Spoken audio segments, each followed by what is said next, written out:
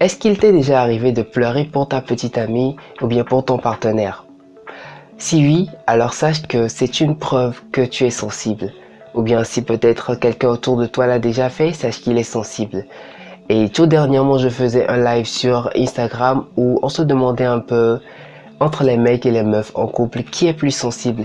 Et finalement, on a constaté qu'en fait, que ce n'est pas quelqu'un ou bien les mecs en général, ou bien les meufs en général qui sont sensibles, mais c'est celui qui aime le plus dans le couple qui est sensible. Donc, chaque couple avec sa particularité.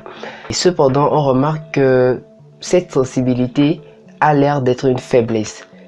Mais laissez-moi vous dire que la sensibilité ou bien être sentimental n'est pas une faiblesse. Laissez-moi vous expliquer pourquoi. Posez-vous et on y va. Boom. Hello la MIFA, j'espère que tu te portes super bien et que tu es déjà abonné à ma chaîne YouTube. Si ce n'est pas le cas, franchement, abonne-toi direct et n'hésite pas à aller visionner mes vidéos précédentes. Il y a beaucoup de gens qui pensent que pleurer en public ou bien pleurer pour sa partenaire ou bien pleurer devant un film, pleurer à son mariage, etc. c'est des signes de faiblesse. Non, être sentimental, ce n'est pas être faible. Non, soyons clairs là-dessus. Être sentimental, c'est juste avoir des capacités très poussées. Moi, je dirais ça comme ça.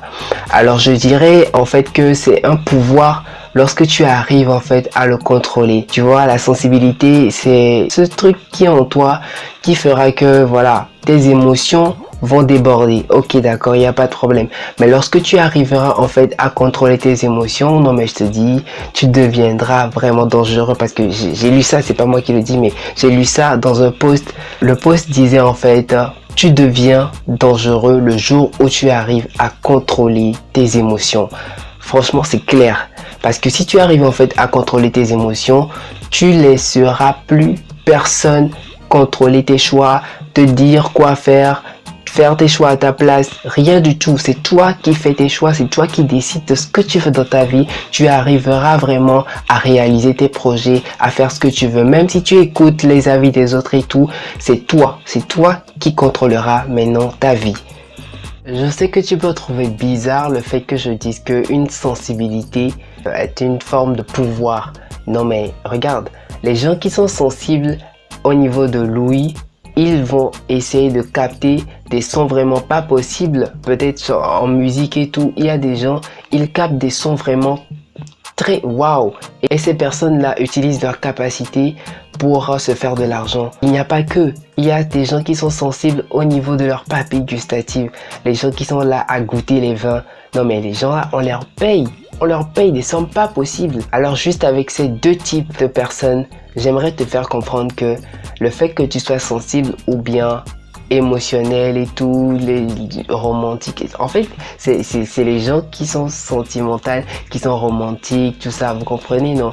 Donc faut que tu puisses mettre dans la tête en fait que ce n'est pas en soi un problème, mais ça deviendra un problème lorsque tu ne le contrôles pas. Tu dois pouvoir contrôler tes émotions et pouvoir devenir maître de cela et tu arriveras à changer beaucoup de choses dans ta vie.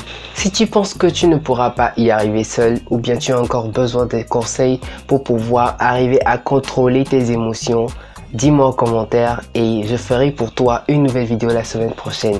Ne t'inquiète pas. Dis-moi seulement en commentaire et je te le ferai. C'était un nouveau message du Kyliano Saturday. À la semaine prochaine pour une nouvelle vidéo.